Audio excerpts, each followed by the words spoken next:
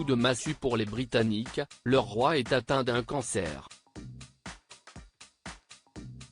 La mauvaise nouvelle a été communiquée par Buckingham Palace ce lundi 5 février, au cours de la récente procédure hospitalière du roi pour une hypertrophie bénigne de la prostate. Un autre sujet de préoccupation a été noté. Des tests de diagnostic ultérieurs ont identifié une forme de cancer. Les équipes du souverain n'ont pas précisé la nature de ce cancer, seulement qu'il ne touche pas sa prostate. Si le souverain continuera à s'occuper des affaires d'État, le palais précise que les médecins lui ont conseillé de reporter ses activités publiques durant toute la durée de son traitement, qu'il a entamé ce lundi même. Le roi sera-t-il donc remplacé par un autre membre de la famille royale? Si tel est le cas, peut-on envisager que son fils aîné William, héritier du trône, remplira ce rôle? Le Télégraphe a indiqué qu'une autre personne pourrait assurer l'intérim, si cela s'avère nécessaire. Buckingham avait annoncé précédemment que Charles prendrait un mois de repos et suspendrait ses obligations, pour se remettre entièrement de son opération de la prostate.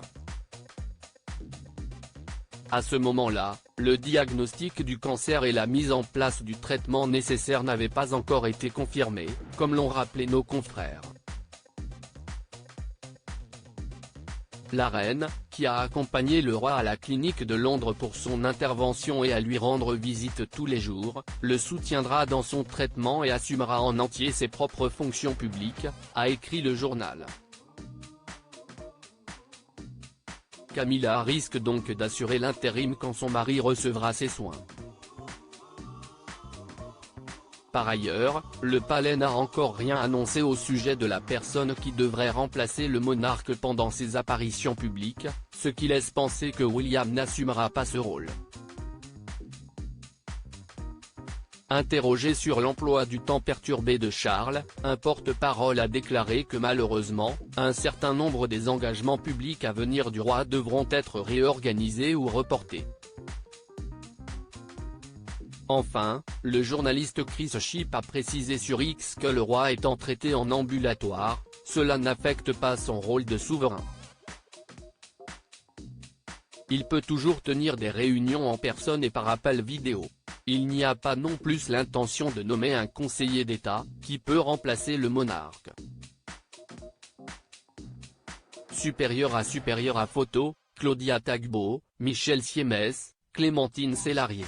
Ils ont brisé le tabou sur le cancer. Pourquoi Charles a-t-il décidé de rendre son diagnostic public? Si Charles III a décidé de communiquer autour de son cancer, c'est non seulement pour éviter toute spéculation mais surtout pour aider le public à comprendre tous ceux qui, dans le monde, sont touchés par le cancer. Le roi remercie son équipe médicale pour son intervention rapide, rendue possible grâce à sa récente intervention hospitalière.